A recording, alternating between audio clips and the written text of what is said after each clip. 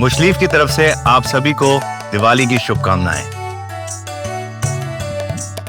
आम जनता को हो रहा है तो स्वाभाविक रूप से इस प्रकार की सब योजनाओं का लाभ है, लेकिन लाडली बहना योजना लेटेस्ट है, कुछ दिन पहले ही वो आई है, तो उसकी लोकप्रियता बहुत चरम पर है। क्या आप भी सीएम बन सकते हैं? भारतीय जनता पार्टी में कोई सीएम की रेस में नहीं है और हमारे यहाँ पदों की रेस नहीं होती, काम की प्रतिस्पर्धा की रेस होती है। मैं तो भाजपा का कार्यकर्ता हूँ, पार्टी जो काम देती है उसको पूरी मेहनत के साथ करने की कोशिश करता हूँ। काफ़ी नेताओं ने बगावत की है बीजेपी में। स्वाभाविक रूप से भारतीय जनता पार्टी दुनिया की सबसे बड़ी राजनीतिक पार्टी है। एक विधानसभा क्षेत्र में एक से अधिक लोग चुनाव लड़ने वाले हैं, तो कई बार लोगों को लगता है कि उनके साथ न्याय नहीं हुआ, लेकिन पार्टी टिकट एक ही व्यक्ति को दे सकती है। तो मैं समझता हूँ कि वैसे तो अधिकतर लोग मान गए थे, लेकिन अपवाद स्वरूप कुछ लोग हैं जो नहीं माने, किसी दूसरे दल से भी चुनाव लड़ रहे हैं। मैं समझता हूँ पिछले बार चंबल में हम लोग अच्छा परफॉर्म नहीं कर पाए थे और चंबल में भी नहीं हो पाया था, इंदौर संभाग में भी नहीं हो पाया था, लेकिन इस बार हम लोगों ने अपनी उन चूकों को सुधारा है। तो मनाने की कोशिश नहीं की? नहीं, मनाने की कोशिश की थी, मैंने भी बात की थी, सभी लोगों ने बात की। वो हमारे बेटे जैसा है, लेकिन मैं मानता हूँ कि उसे मान जाना चाहिए था, लेकिन नहीं माना, तो इसका एक तौर से कोई फायदा नहीं होगा। हम इस वक्त मौजूद हैं दिमनी विधानसभा क्षेत्र में और यहाँ से बीजेपी के प्रत्याशी केंद्रीय कृषि मंत्री नरेंद्र सिंह तोमर हमारे साथ एमपी तक पर मौजूद हैं और उनसे चुनाव की तैयारियों के बारे में जानकारी लेंगे और तमाम चीज़ों के बारे जो सवाल है वो उनसे करेंगे। नरेंद्र सिंह तोमर जी, बहुत स्वागत आपका एमपी तक। बहुत धन्यवाद, बहुत धन्यवाद। सर, दिमनी में क्या माहौल लग रहा है? दिमनी भारतीय जनता पार्टी के समर्थन का क्षेत्र है और मैं भी यहाँ से लगातार लोकसभा का चुनाव लड़ता रहा हूँ। हमेशा दिमनी क्षेत्र की जनता ने आशीर्वाद दिया है और इस समय भी माहौल बहुत अच्छा है। इतनी देर रात तक भी कार्यक्रम चलते रहते हैं। अभी चौथे दिन मैं कॉन्स्टिट्यूंसी के दौरे पर आया हूँ और काफ़ी जन समर्थन मिल रहा है। उसके आधार पर मैं ये कह सकता हूँ कि दिमनी क्षेत्र में भी भाजपा जीतेगी और मुरैना जिले की भी अधिकांश सीटें भारतीय जनता पार्टी जीतेगी। ओपिनियन पोल्स में कांग्रेस थोड़ी आगे लग रही है, बीजेपी पिछड़ती हुई दिख रही है, क्या वजह मान रहे हैं? देखिए, ओपिनियन पोल जो है एक विधा है, मैं उस विधा को चुनौती नहीं देना चाहता, लेकिन कई बार ग्राउंड रियलिटी अलग होती है और पोल अलग होता है। मैं ग्राउंड पर पूरे मध्य प्रदेश में घूम रहा हूँ और जब समय मिलता है तो अपनी कॉन्स्टिट्यूंसी में भी आता हूँ। जिस प्रकार से भारतीय जनता पार्टी के कार्यक्रमों को जनता का समर्थन मिल रहा है और प्रधानमंत्री जी के कार्यक्रमों में ज़बरदस्त उत्साह दिखाई दे रहा है और ऐसा लग रहा है कि बीजेपी की एक लहर सी चल रही है।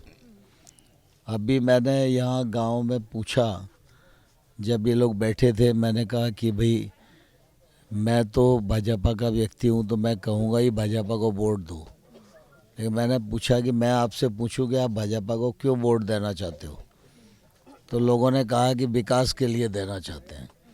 इसका मतलब यह है कि जनता ये मानती है कि भारतीय जनता पार्टी विकास कर सकती है और गरीब कल्याण की, जन कल्याण की जो योजनाएं हैं, उन योजनाओं का लाभ भी गांव तक आम आदमी को मिल रहा है बिना किसी कट मनी कार्यक्रम के।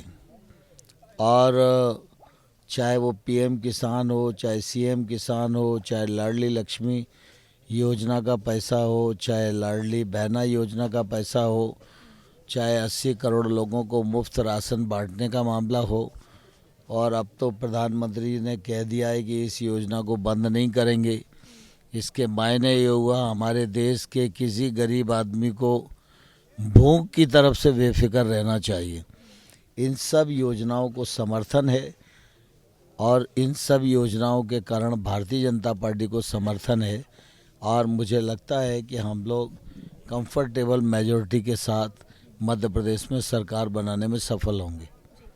लाडली बहना योजना का आपने जिक्र किया, मास्टर स्ट्रोक इसको माना जा रहा है। क्या आपको लगता है कि लाडली बहना योजना इन चुनावों में एक मास्टर स्ट्रोक साबित हो सकती है?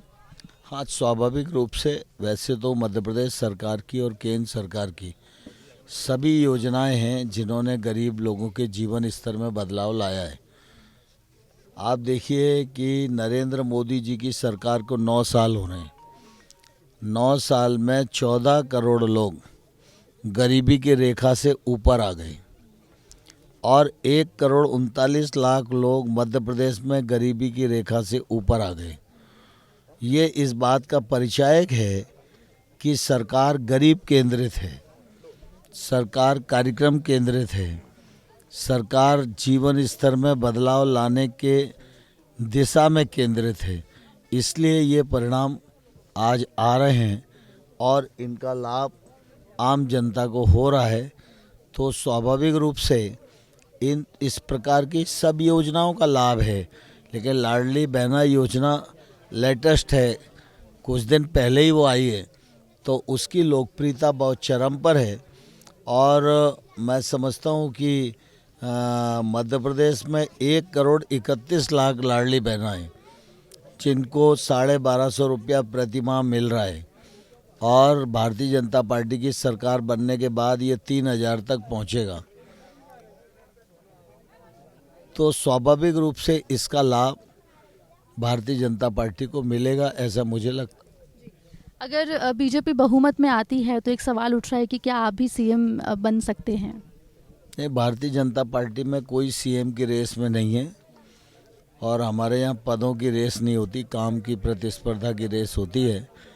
मैं तो भाजपा का कार्यकर्ता हूँ, पार्टी जो काम देती है उसको पूरी मेहनत के साथ करने की कोशिश करता हूँ। बागी क्या समस्या लग रहे हैं, क्योंकि ग्वालियर चंबल में काफ़ी नेताओं ने बगावत की है बीजेपी में? स्वाभाविक रूप से भारतीय जनता पार्टी दुनिया की सबसे बड़ी राजनीतिक पार्टी है। एक विधानसभा क्षेत्र में 1 से अधिक लोग चुनाव लड़ने वाले हैं, तो कई बार लोगों को लगता है कि उनके साथ न्याय नहीं हुआ, लेकिन पार्टी टिकट एक ही व्यक्ति को दे सकती है। तो मैं समझता हूँ कि वैसे तो अधिकतर लोग मान गए थे, लेकिन अपवाद स्वरूप कुछ लोग हैं जो नहीं माने, किसी दूसरे दल से भी चुनाव लड़ रहे हैं। तो मैं समझता हूँ कि कोई समस्या इसलिए नहीं होगी कि भारतीय जनता पार्टी का जो कार्यकर्ता है वो पार्टी के प्रति केंद्रित है और पार्टी के प्रति वफादार है।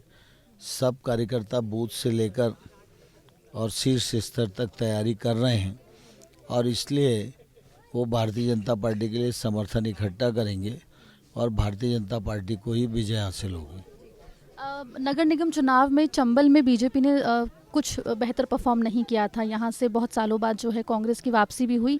इस विधानसभा चुनाव में चंबल को लेकर क्या कुछ कहेंगे आप?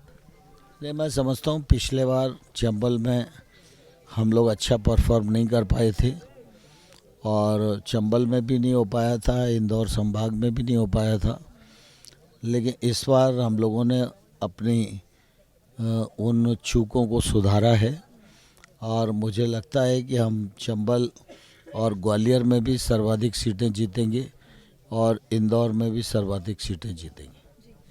सर, ग्वालियर चंबल में इस वक्त दिग्विजय सिंह मौजूद हैं और प्रेस कॉन्फ्रेंस की है, काफ़ी कुछ आरोप भी लगा रहे हैं। दिग्विजय सिंह जी कांग्रेस के नेता हैं, वो अपनी पार्टी का प्रचार करने आएंगे, लेकिन उपलब्धियां नहीं होती तो सिर्फ आरोप ही होते हैं। अब मैंने तो यहाँ पर कोई आरोप लगाया नहीं, किसी कांग्रेस के व्यक्ति के खिलाफ बोला नहीं। कौन सा कांग्रेस का व्यक्ति है जो 5 साल इन लोगों को दर्शन दिया नहीं, लेकिन मेरी अपनी सरकार की इतनी उपलब्धियां हैं कि मुझे झूठ बोलने की और आरोप लगाने की क्या ज़रूरत है। लेकिन जिनके पास उपलब्धियां नहीं होंगी वो सिर्फ आरोप ही लगाएंगे। एक अंतिम सवाल मेरा, नंदू भैया के बेटे हर्षवर्धन निर्दलीय चुनाव लड़ रहे हैं, क्या पार्टी ने उनको मनाने की कोशिश नहीं की? नहीं, मनाने की कोशिश की थी, मैंने भी बात की थी, सभी लोगों ने बात की। वो हमारे बेटे जैसा है, लेकिन मैं मानता हूँ कि उसे मान जाना चाहिए था, लेकिन नहीं माना, तो इसका एक तौर से कोई फ़ायदा नहीं होगा। सर अब कितनी सीटें मध्य प्रदेश में लग रहा है बीजेपी को? मध्य प्रदेश में भाजपा को स्पष्ट बहुमत मिलेगा। बहुत बहुत शुक्रिया नरेंद्र सिंह तोमर जी, आप जुड़े हमारे साथ। और स्पष्ट बहुमत जो है वो बीजेपी को मिलेगी ये कहा। साथ ही जो चंबल है उसमें कहा कि नगर निगम चुनाव में भले ही परफॉर्म ना किया हो, लेकिन इन चुनावों में, विधानसभा चुनावों में चंबल रीजन में बीजेपी परफॉर्म करेगी। कैमरा पर्सन दीक्षा के साथ एमपी तक के लिए ग्वालियर चंबल के दीमनी से आकांक्षा ठाकुर।